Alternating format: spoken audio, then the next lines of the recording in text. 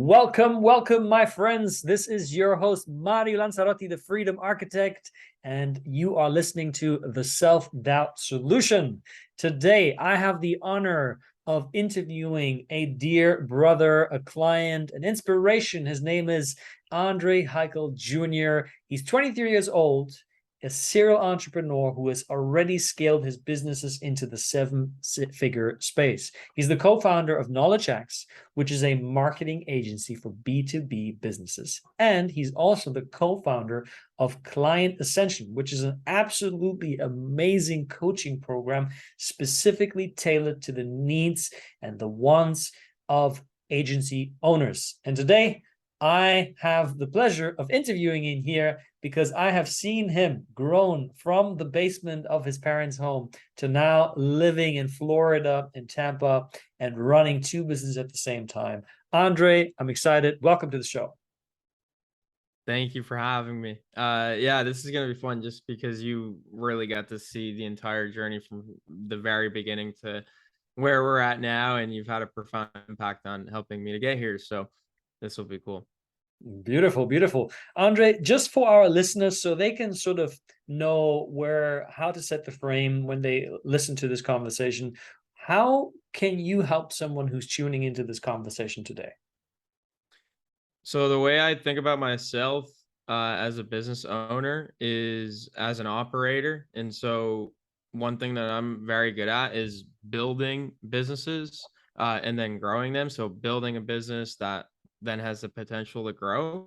So I'll keep it at that, and we could unpack that later in the episode. And another thing that I find myself very good at is networking and finding people like yourself and leveraging your knowledge, your expertise, your experiences to help me get further ahead in my career faster. So I have a really powerful network of guys like yourself that have helped me get to where I'm at.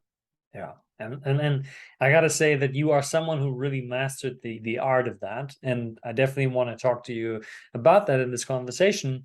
And I want to start off with asking you, why did you decide to become an entrepreneur at your, or let's start when did you decide? At what age? And also why did you decide? Yeah, great question. So it had to be around 16 years old is when I officially became an entrepreneur. Like that's when I actually filed my first LLC, which is like the documentation to start a business here in the US, when I was 16 years old. But entrepreneurship was instilled in me like even way before that, because the two biggest influences in my life, my dad and my grandfather, were both very successful entrepreneurs. So I grew up in a household and in a family that was very entrepreneurial minded. And so as like opposed to like the typical, like you grow up in a household where like the standards of your family is to go out, get a good job, go through college, get a degree. Mine was very different. It was more so like entrepreneurship is the path. And so I always aspired to be like those two figures in my life, my dad and my grandfather, because they had so much success and because I got to be a part of the lifestyle that they created, which was going on a lot of vacations, not having to be tied down to work every single day, and really just experiencing life to the full capacity that it has to offer, and providing for your family. And so that just motivated me. Like I wanted to be the next, like what my dad and what my grandfather were for my family. And so I went out and started a business when I was 16, but it's always been in me. I love that. I love that. And you know, when you're starting a business at such a young age, you are obviously completely new to the game, and you're tapping into a couple of, let's call them landmines, where, Oh yeah. you think you got everything you need. You're going out into the world, and all of a sudden, boom, and you're like, oh, damn.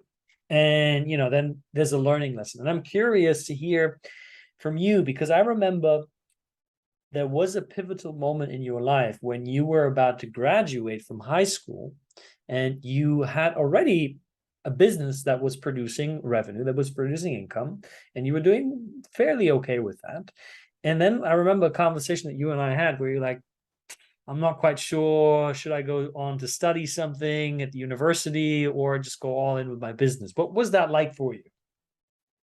Yeah, I think uh So again, I got an early start in entrepreneurship, and like you said, there were landmines really at every single step along the way.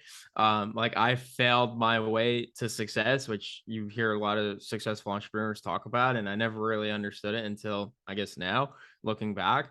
But it just got to the point where nothing was clicking. I mean, at least from my perspective, right? Like from your perspective Mm, to the outside world, it's like, okay, you're a high school entrepreneur, you have a business that's producing revenue. But for me, that wasn't good enough. But at the same time, I think it was also nature of the environment that I was in, just again, being surrounded by the types of people that thought this specific way of I'm going to go and get a degree. I'm going to go get a safe and secure job. It has all these different benefits. This is the way to do it, mm, as opposed to going back to how I was raised. And I think COVID actually did a lot for me, because it took me kind of out of the classroom and brought me closer to my roots, if that makes sense. Like being around my dad every day, being around my grandpa every day, because during COVID, like all you could really see was family. right. And that did a lot for me. And it also motivated me because I was just inside all day and there was nothing else to do. And I get a lot of joy and I have a lot of fun with entrepreneurship and business. And I think that's the realization I had. And with our conversation, you kind of just brought me back to like the beginning of like, why'd you get started in the first place, and helped me to realize like, it's not so much about the success or the failures. It's more about the game of entrepreneurship. And that's the way I look at it now is like, I've had so many failures in entrepreneurship. And I think back now, like I had so many opportunities where I could have exited this path, like so many excuses I could have made to quit and go a different way. But I guess it just shows like I truly love entrepreneurship. And Mm. that's kind of what kept me going, and having people around me like yourself and my dad and my grandpa to remind me of that. Yeah, yeah. I love that. And you mentioned the word environment a lot, and I very much agree with how that's such a crucial thing to really cultivate your environment for greater levels of success. And I'm curious, what do you feel now that you've also seen so many agency owners in your own coaching container? What do you feel a lot of entrepreneurs are missing out when it comes to the the selection of your environment? I really think it's finding your community, like your niche community, and not only that, but connecting with them past the online world, if that makes sense. So Mm, I'll kind of unpack this. So I was always an introvert in high school, so I kind of kept to myself, and my network, my community was Gary Vee's YouTube channel, or hmm, Russell Brunson's YouTube channel, or Tony Robbins audio tapes. Like to me, that was my community, but it was a one-way street, right? Because they didn't know who I was, I knew who they were. So it wasn't really a community, but that was my start. And then I opened up more and started a podcast, which was virtual, just like this is. And I had great experiences doing that. And these were stepping stones into building more of a real life community, which is what we're kind of doing now with Client Ascension, which is still a virtual coaching program. It's all online. But being in a program like that or in a community like that opens up opportunities to connect in real life. And one of the biggest decisions I made in the past year or so was moving out of my childhood home in my hometown in upstate New York down to Tampa, Florida, to kind of seek out a community in person. And there's been so many occurrences and experiences, like even us, we shared a weekend down in Tampa, which we've had conversations like this through Zoom and online for yeah. 3 years. And that was probably the most powerful, that one weekend in Tampa. And I could say the same for all of the people I've connected with in person. So I think, I guess my word of advice to people that are seeking a community is to start, it's easy to start building it online, but push yourself to seek it out in the real life. It's not always feasible because there's people all over the world. But if you actually make the effort to make it happen, really cool things. You'll experience really cool things. Yeah, yeah, that was amazing, and I totally agree, and I love the point that you just made about how when you're consuming a lot of the material, which is great because you're building an environment and that, cultivates a powerful mindset and gives you the ideas to grow your business. Now, and you said that that's a one-sided stream of the relationship, right? They Yeah. have no clue who you are, but you know who they are. And you brought up the importance of having, and I'm paraphrasing, a tribe of your own that you can actually physically engage with and meet up with. And I think you at Client Ascension, you also put together a really powerful event where you brought in agency owners from all over the world. And now you have this amazing community that I myself am a part of. And when you look at environment, one of the things that is so important, and I want to also ask you how you dealt with that, is your environment conditions you to who you are, especially in the early ages. And from what I understand, you had these strong role model figures in your life, namely your dad and your grandfather. And a lot of entrepreneurs often lack these people. And I'm wondering, what is your way of dealing with people in your environment that sort of disagree with your ideas, that might even talk you down? Or one of the best ones that I've experienced is you're so full of excitement and you just want to share all of that excitement, and you get like okay, cool, next. And you're like, what? So I'm curious, how have you dealt with that in your life? Yeah, that's a deep question to think about. I think for me, it always goes back to like my roots. Like I know I can always count on my dad and my grandpa to have my best interest in mind. And I think a lot of this has to do with conversations that we've had in the past, which is to vulnerably share and also not expect or make decisions off of how other people react to what your Yeah. plan is. And I guess like more generalized, it's having strong roots within your own personal values. So I think this is actually one of the biggest things you helped me Mm, with is when we first started working together. I was and this is why found myself in the place where I almost considered quitting entrepreneurship, is because I I guess, had a lot of work to do on myself at that point. Like, I still haven't worked on myself and I didn't have my own personal values. So I feel like if you can compromise your personal values, then definitely you're going to run into these traps or these people that sway you in one direction or the other without your best interest in mind.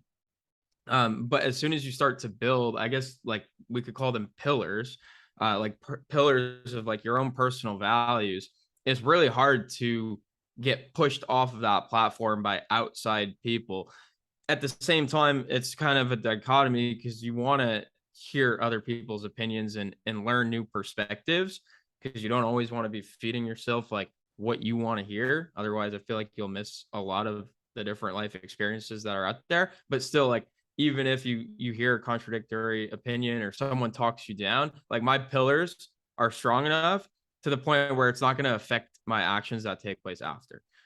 Whereas before, when we first started working together, that would have maybe shut me down for a week, or maybe would have had me considering, okay, I shouldn't do this podcast anymore. And a lot of it's like with the podcast and with business. I guess business, I have so much respect for entrepreneurs because it's a very vulnerable way of putting yourself out there.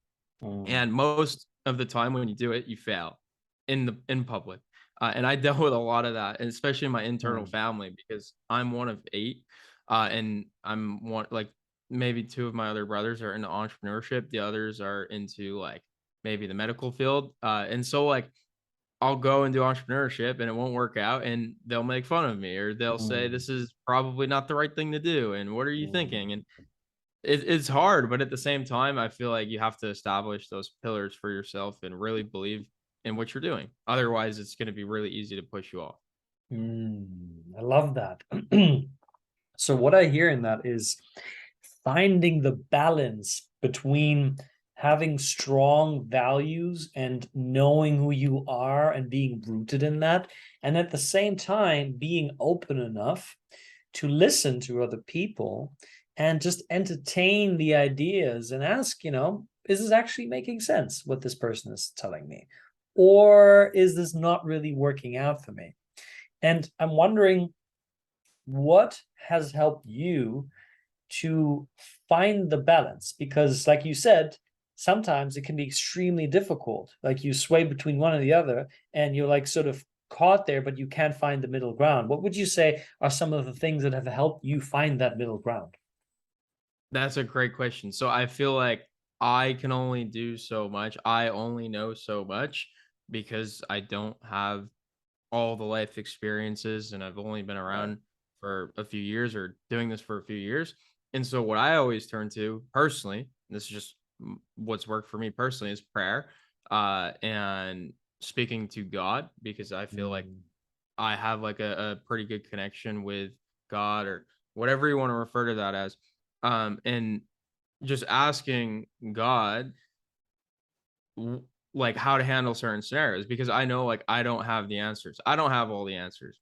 mm, And so it's also like, because it is a dichotomy. It's really difficult because a lot of times it could be an ego thing where someone's telling you something and you kind of know in the back of your head it's probably the right thing to do, but your ego is kind of telling you like no, like do it your way because for whatever reason. And mm, so I just try to do it through prayer, and I also try to think before I speak, more so than mm. before, rather than making rash decisions. And yeah, I guess just slow it down and think it through and either speak to God or speak to people in your life that you know you can trust. Yeah, Would be my answer to that. yeah, that's amazing. And So even you, I guess even you, I've turned to you in many of these situations. Now that I think about it, yeah, I've turned to you in many of these situations. Like, what do I do here? Help me out. yeah, And yeah. so again, people you trust. Yeah. And I think it takes a lot of humility to even go there and say, hey, I need help. Can somebody help me with this? And I see so many entrepreneurs, and I myself did this for a long time, miss out on that part. And they sporadically use, okay, let me ask for help because now I'm absolutely desperate.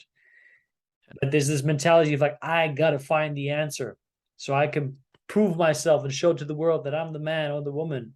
And I find that what you shared is so beautiful because it translates this humility that is at the basis of it. One where you're saying, I don't have all the answers. God has them. And my way of connecting to God is through prayer and ask and allow yourself to be guided and then receive the answers. And we could span, you can say, I personally believe this, that many of the people in my life are sent to me from God. You Oh know, yeah. in fact, I believe all of them are sent to me from God because God wants me to learn the lessons that I have not yet learned, so I can go to the places, so I can essentially come back home, and that is back to God. And so Yeah. I love that you're bringing spirituality into your business and really having a strong commitment there in what you believe is right. And so let me ask you this: what would you say was sort of the belief, or maybe a few of them, that were holding you back from the sense of humility, from reaching out for help? Because I see this in so many entrepreneurs, and I'm curious if you have an idea as to what the belief was. Oh, 100%. And this was I realized this on our very first call, I'm pretty sure, like coaching call or formal session, I guess we'll call it. Which is I thought I was unique. I thought there was nobody else on this planet Mm, that could share the experiences or the feelings that I was having. And so who would I talk to? No one would understand what I'm going through. And it was funny because that made it really hard to open up and share because I thought it was pointless. It was a waste of time. Like they're never gonna understand. mm, And the first time I feel like I opened up to you, like I remember our first coaching session, and I was sitting there like in my again childhood bedroom, and I'm like sharing quietly because I don't know if one of my siblings is in the other room and can hear me. And I'm like, like literally sweating on our call, explaining these mm. things to this person that I've just met, Yeah, just expecting to hear like, whoa, like you're get off this call, like you have problems, but you're like, no, like I can relate. I've gone through the exact same things, and that was yeah, just like a huge like moment of relief, I guess, for me, which is Yeah. just realizing that all humans kind of share the same life experiences Yeah. and problems. Uh, and yeah, I'll just leave it at that because that was the biggest Yeah. breakthrough. Yeah. And I think you touched on something really, really important because you said nobody will understand me. And boy, can I relate to that. I mean, for me, the longest time, that's how I felt. I felt internally, I felt so different from everybody else growing up in Germany, where entrepreneurship is rather rare compared to the US. In the US, it seems like every other high school kid has got something on the side, some sort of idea that they're working with. And I absolutely love that. And in Germany, it's more like, you got to follow the path that is safe. So entrepreneurship, way too risky. Go to school, go to university, get the degree, then maybe get more degrees, and then eventually get a job, and then switch your job here and there, but don't start your own thing. So this feeling for me was that I never felt that I belonged in these Yeah. circles. I never felt that this path was my path, even though I chose it, because I felt like I don't know what else to do. So let me just do the thing that everybody does. And I then ended up crashing and burning and almost killing myself. And later on, I recognized that my drive for creating success in the world was a cover up for feeling like once I get to that level of success, then I can share with people how I really feel, because then they can no longer tell me that I was wrong. Because now I got the Yeah. money, I got the recognition, I've changed the lives. Now, if they can say, "Oh, it's like, what do you want? It worked out." And so I'm curious, have you noticed any of that as well in yourself, that often using success as sort of like a cover up tool to keep people at bay and not let them in and see how you're really feeling? 100%. It's like the way I look at it is it's like a scoreboard. And like you said, you could have all these underlying issues, but on the outside, if it looks like you're winning and it looks like you're having success and doing life the right way, and success is so subjective. And so in this scenario, it's usually like money and material things that if we actually sit with ourselves and ask, like, is this even success to us? Probably Mm, not, maybe not.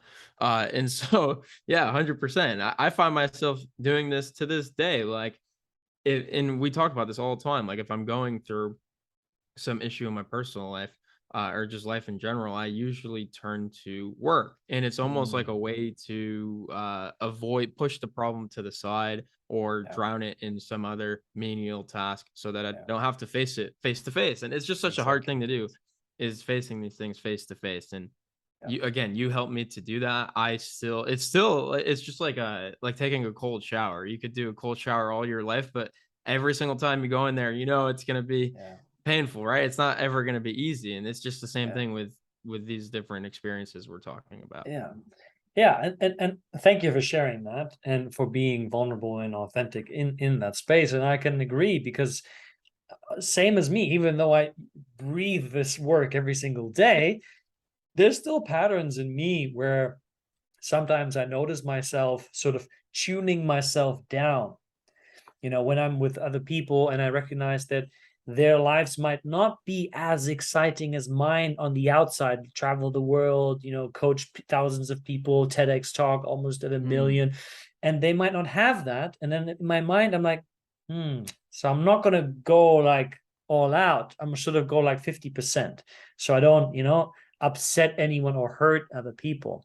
And just like you said, when certain situations arise and I don't want to deal with that, then it's an easy way for me to say, oh, I got a lot more work to do today, so I can't make it.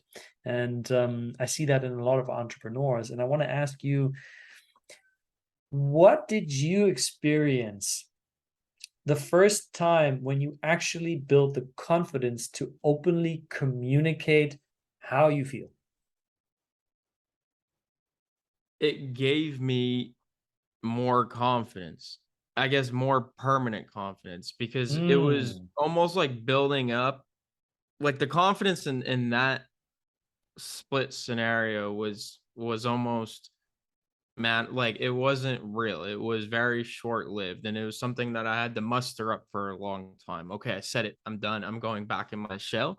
And then the response to that and the experience through it was like, actually, no, like the response was different than I had expected, and the experience was different than I had expected, which was, I guess, a way for me to say, okay, like I could confidently open up because it's not what I thought it was. It's like going on a roller coaster. Like you're not really confident, but you're like, okay, I'll do it. And then you go through it and you're like, oh shit, I want to do this again and again and again. And now you have the confidence. You're like, yes, like, and I guess it's kind of like that because that confidence to open up in the beginning, yeah, it was there, but was it permanent? Not until you truly experience uh Mm, like the other side. And I think once you see the other side, that gave me at least the confidence to continue opening up more consistently. Um and it's always going to be the same. Like I go through all these different life situations as does everyone else, and with each of them I'm always still like kind of holding back a little bit, like is this mm. over the line, is this one actually weird this time, because I know the ones in the past haven't been, but this one might be pushing it. But it's just understanding that like we're all unique, and it's almost like embracing your uniqueness in a Yeah, way. yeah, But yeah, like, it just gave me the confidence to open up on a more consistent basis, which I think is so important. Because if we just yeah. ended it at that first session, there wouldn't have been any impact or changes with the pillar. It goes back to the pillars. The Right. way I've established my personal values and pillars was through each of these sessions and breakthroughs. Now, I find this is a super interesting topic because for me personally, and I see this with pretty much every person that I work with, at least in the beginning, they weigh the cost of being vulnerable and real and having those real, sometimes confronting conversations where they're like, ah, it's not worth it. I'm not going to do it because it's going to be super stressful. There's a lot of fear in that. It's probably going to be a waste of time. Maybe they will attack me. So I'll just focus on work. And I'm curious, what have you noticed? How has really speaking your truth and really expressing how you really feel in your life actually positively affected your business?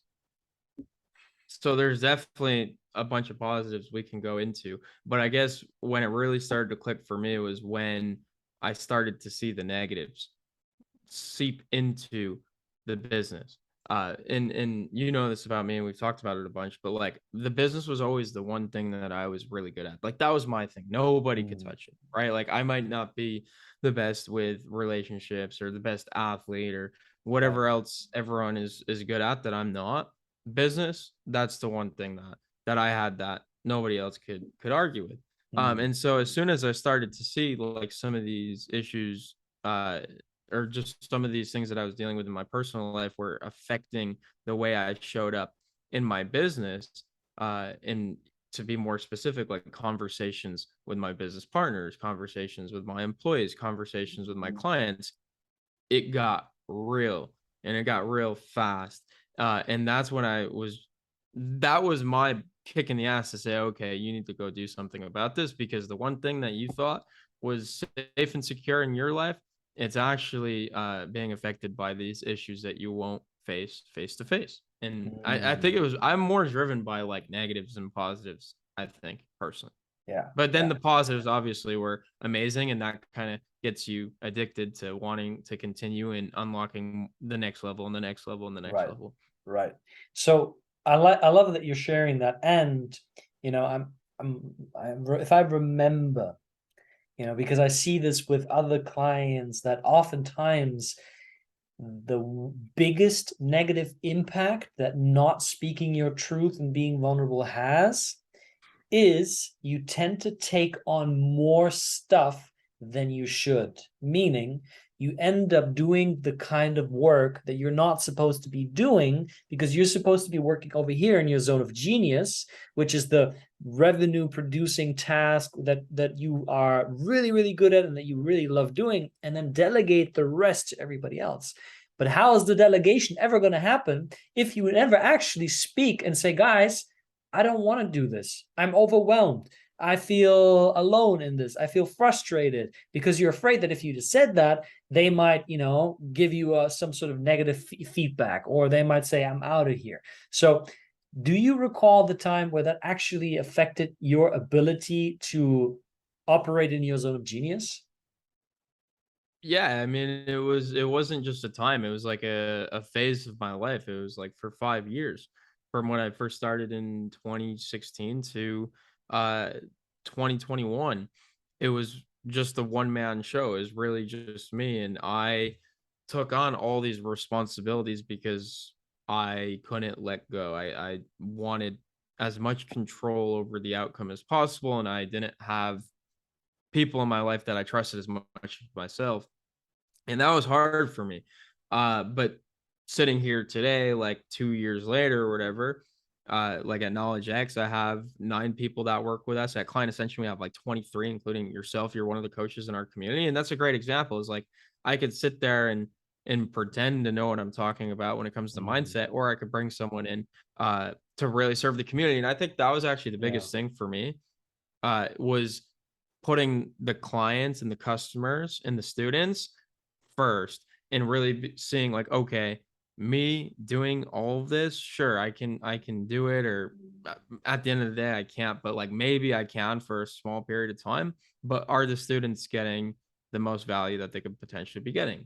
The answer is no. Mm, And so it's almost like it was selfish of me to, like hog the control of everything that was happening, because it was worsening the product and the experience and the service. And again, I'm more driven by negatives. Like the experience was bad, yeah. so what are you gonna do about it? And then the positives are always what keeps you going once you really see them unfold. Yeah, yeah, but I mean, you laid it out, and you also brought in the word of control, which I think is actually what holds back so many entrepreneurs, their attachment to having to control everything and anything. And it starts within yourself, where you are controlling how you feel, because you're like, oh, I'm feeling frustrated, overwhelmed, anxious. Oh, no, no, no, no, no, I don't want to feel that way. So push it to the side, so those things never get expressed, which means you are stuck in patterns, which means Yeah. you are the bottleneck of the business. You hit the 10K mark, and now you're like, I could really use another person on board so I could scale it to 20, 30, 50, 40, 50K. But I'm afraid of even going there. So I'll just do it myself. So I love that you're bringing that forward. And I want to ask you, you work in operations. What would you say are sort of like 2 to 3 things that a lot of entrepreneurs are missing out when it comes to operations that could really take their business to a whole new level? That's a great question. I think the first thing is understanding. And this is not contradictory to what we've been talking about, but I feel Mhm. like there's this misconception out there, with a lot of coaching programs, especially, that you can start a business and outsource everything so that it's passive and you don't have to do anything. Um, and I feel like to be a good business owner, and more specifically an operator, you have to understand how your business works. Mm, And so I actually don't regret the way I acted in the past, at least to a certain extent, because it gave me the know how and the understanding of all the parts of my business, so that I could go out and intelligently, and I had the information I needed to make a good hire, because I knew what was required and understood the scope of the job that I was hiring for. Whereas right. I think a lot of business owners, they start a marketing agency and they know that they need someone to handle the sales process. They have no idea what that looks like. And so they go out and hire someone to do sales. And because they don't have any know how about sales and how that process is supposed to work, they don't know if that person is doing a good job. They have no measurement Mm, of success, uh, of that specific job role. So I think as an operator, it's really important, not necessarily for you to go and do these things on your own, but just to understand certain benchmarks and best processes. I guess another thing would be communication. And again, this is something that we worked on a bunch, but like to operate smoothly, there has to be And especially with like a bigger team, there has to be clear, consistent communication, because things don't always go to plan. Things aren't always going by the book, because you could outline the entire business and say this is how it's supposed to work in all the steps, but it Mm, rarely ever happens that way. So people now have to make certain decisions, and those decisions have consequences that other people need to know about. So just having communication, and one way we do this, like in an online world, is having team huddles. So either at the beginning of the day or the middle of the day, or it really depends on the time zones that all your team members are in, but schedule out 5 minutes at some point during the workday to check in with your team and do a quick roundtable to see what people are working on, what issues they're dealing with that they might need help with, and what things they accomplished that the team can celebrate together. And when we implemented this in our business, it just really gave clarity for everyone on the team to know where we're at as a company, and what needs to get done. yeah. So we have understanding your business, which means that from what I hear you say, you don't have to be the best at everything that you do. Like you don't have to be the Mhm. master at it all, but you have to have a basic understanding, because that basic understanding will allow you to really hone in on who could be the best person that I can hire you. Right. So that's number one. Exactly. And then number two, there is communication. And there is making space and time to clearly communicate to team members, to partners, to clients as well. And one of the biggest ones that I find, where often a lot of, and this is how now we're bringing it sort of together, a lot of agency owners I find are over promising to their clients Mhm. and end up under delivering because they cannot maintain their promise, because they did not clearly communicate expectations. Like I remember there was someone in Client Ascension who I worked with, and he did an amazing video for me, and he said infinite revisions, and I'm thinking, damn, okay. So every month I'm going to come to you, and I'm slightly changing my messaging. So give me another revision, give me another revision, give me another revision. And we had this conversation, and he actually was like, yeah, you're right, it's too many. It's like, what are you going to do when you have 50 clients and they all want infinite revisions, right? You're going to be overwhelmed. So clearly communicating, I think, is a big one. And I'm wondering, when it comes to the marketing part, because full transparency, you were the one that got me onto Twitter, and now I'm steadily growing my base there, and I'm really honing in on my new niche, which is the agency owner market. And I find that on Twitter, it's such a well catered audience, at least from my experience. And I'm wondering, can you speak into the power of Twitter and maybe share also how you use Twitter to grow your own business? Definitely. Yeah, Twitter was like one of the biggest breakthroughs for me on like the marketing business development side of things. So I always knew like social media was gonna be like had to be a big piece of what we were trying to build, but I've never really been a fan of it. And so I like quit Instagram and Snapchat and all the other apps, because what I realized was a lot of the things that I was doing in my life were for the approval of others and not for my own enjoyment. And that was like a realization I had, that I knew I had to cut off social media so that didn't continue.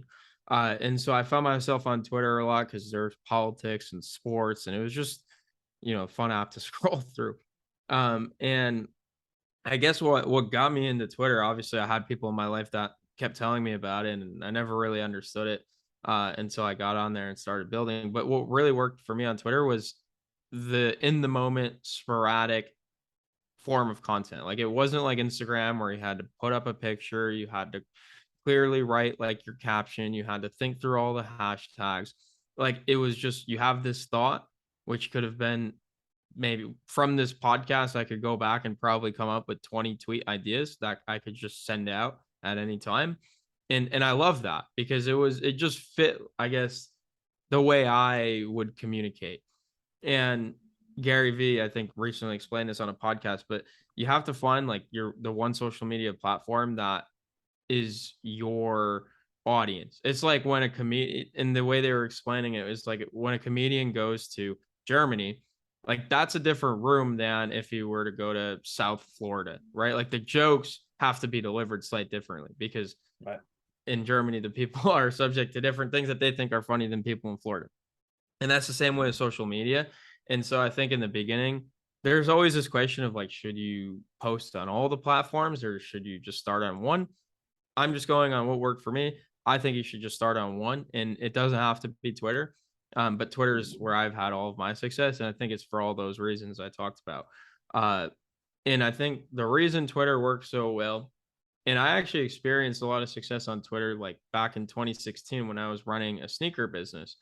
And the way to get Twitter to work for you is you have to create a brand new account, even if you already have an account.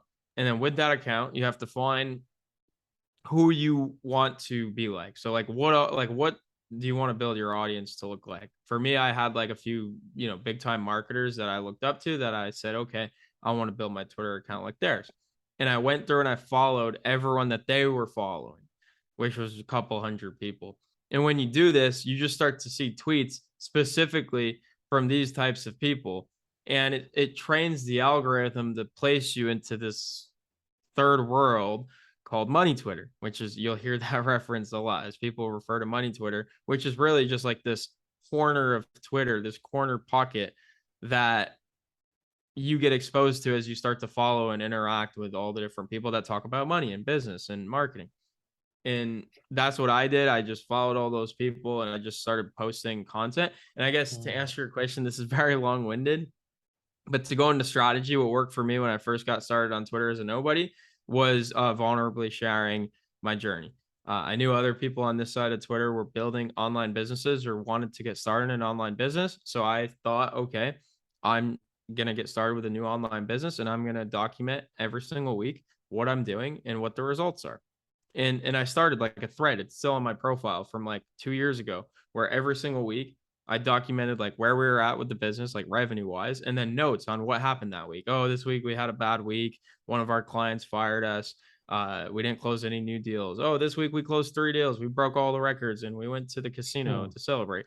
And it's like we documented everything, and people love that. And through that, I also shared what I was learning and what I had already known from before, and things that I would learn from our conversations and things that I would learn through reading books and religious text. And that's the way I look at Twitter, is it's just a way to kind of Mm. organize your thoughts and see who resonates with it and connect with them further. I love that. Can you quantify what Twitter helped you in actual financial growth in your business? So it's not like a Facebook ads manager where you can do conversion tracking and Sure. whatnot, but like it's very obvious. The only place people find me on the internet is through Twitter. I guess just recently I started a YouTube channel and I've gone on podcasts like this on a really limited basis. But up to this point, I have over I think 25,000 followers on Twitter, which isn't a whole lot, but like everyone has found me or my companies through Twitter, and we've grown KnowledgeX and Client Ascension. Those are both individually 7-figure businesses that were started within the past 2 years. Everyone that we've worked with has found us through Twitter, which is just insane to think about. Damn, that's amazing. So, so if I hear you correctly, you're saying that just through Twitter, you have grown both businesses to the 7-figure level. And the way that you did it initially, building your audience, was simply by authentically and vulnerably sharing your journey of growing these businesses. And I think that's phenomenal. And I think also the advice that you give on find the social media platform that works for you and then hone in on that and deliver quality content on that that is real. So again, we have another element on how vulnerability and authenticity really help you grow your business in a such a powerful way. So I absolutely Yeah. love that. Yeah. Yeah. Twitter's amazing. And now, like I said, I'm getting started on YouTube, and I think you get to a certain point where, okay, Twitter's gone really well for us. I've built up all this content. I have a pretty good idea on how I can repurpose that or reuse it or double down on it to maximize visibility and reach. And Yeah. that's kind of the thinking behind YouTube. And it's uncomfortable for me because I'm not always on camera and I don't love being on camera, but it's a way for me to grow as well, is Yeah. to force myself to do it.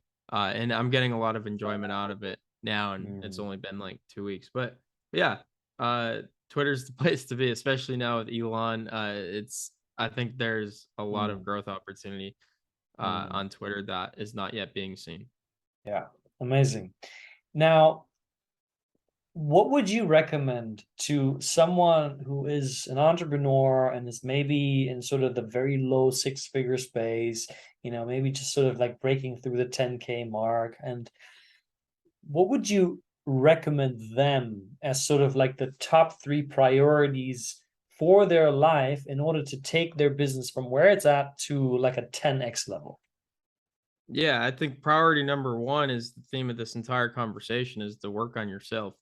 Mm, And ask yourself, because a lot of people get into entrepreneurship for the wrong reasons, and it's not necessarily the wrong reasons, but for other people's reasons, if that makes sense. Like, they do it mm, because of what someone else told them to do, or because someone else thought it was a good idea. And I think that's a recipe for disaster, because it's very hard. Again, like, entrepreneurship is a very vulnerable job, I guess, because you're putting yourself out there, and a lot of the times you're gonna fail and you're gonna look like the idiot. But later on you'll get your redemption. But in those mhm. moments of time, it's really difficult. So I think you have to invest in yourself. And the ways that I've done that is investing in your coaching, and surrounding myself with people that were either further ahead, or could help me to learn more about myself. I think that's number one, especially Yeah, for lower level entrepreneurs, not lower level, but earlier in the journey yeah. entrepreneurs. I just think that's so important. Number two, I would say start sharing and documenting your journey on a social media platform. Again, that might be Mm, Twitter, that might be YouTube, that might be through podcasting. Even before Twitter, I started a podcast, and the whole point of that podcast, which was very successful, that's actually how we got connected, I think, or that was one of our earliest points of connection. We started a podcast just because I was curious to learn from other people that were having success online, and yeah. that spun into a whole bunch of different opportunities and life experiences. So share and document your journey online. So invest in yourself, document your journey, and share it online.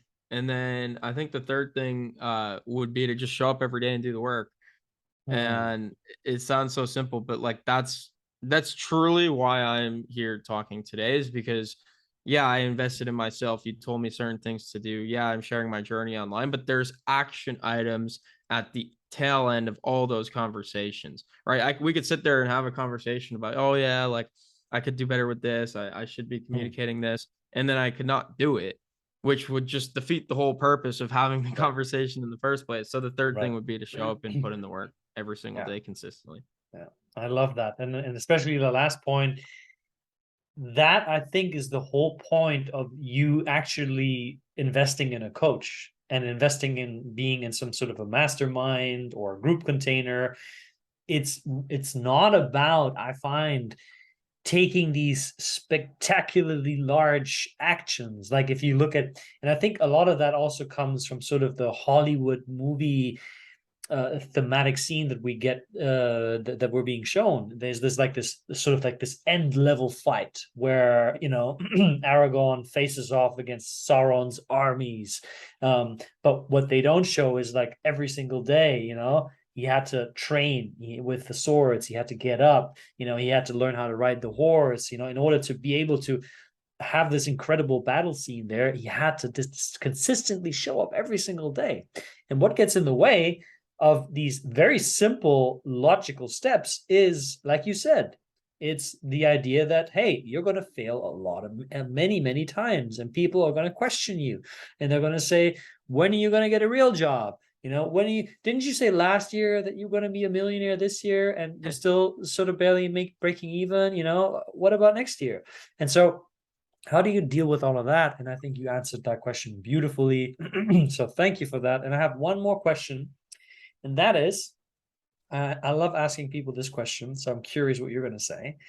If you could spend 1 hour of your time with any person in the world, dead or alive, who would it be and why? I would just say Jesus. Mm, I don't know if why? that counts, but like Of course it does. I feel like it's almost like the way we initially met is like all online, right? Like we're talking online, we're meeting online, where you're like changing my life, you're having a big impact through text, and I reach out to you when I need your help. And that's, I feel like, the same relationship I have with Jesus now. And it's almost like, when am I going to get the chance to meet this guy and actually sit down and, like, not talk about all these issues and bring them all Yeah. these issues, but almost like celebrate and thank them for all they've done for me. and Mm. and that's what I look forward to, is if I could sit down with Jesus. I guess I can, but I have to die first. So I could wait on that part, but yeah, I think it would Mm. literally be Jesus. I think that'd be Mm. so powerful. Beautiful, beautiful answer. It's interesting because I gave the same answer. I also said Jesus when I was asked this question, Right. because I wanted to see what is it like to be with someone who completely embodies love and forgiveness, Mm, just 100%. Because I've never seen any real human example in this world. I've seen people that come very close, but never 100%. And that to me is something that I genuinely want to experience. So thank you for that answer. And thank you for this powerful conversation.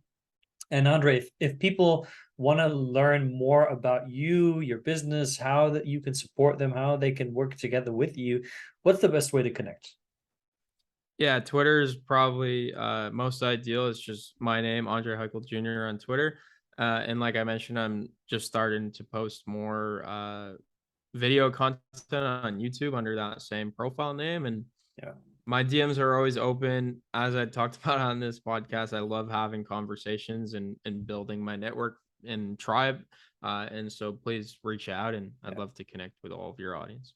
Yeah. Amazing, amazing, amazing. I will be sure to add all of the links to your Twitter and YouTube in the show notes, so people can connect with you. Make sure you really do connect with Andre. I can vouch for him. He is a very genuine, wonderful human being who's always very willing to share his resources and his insights. So, Andre, thank you so much for being here.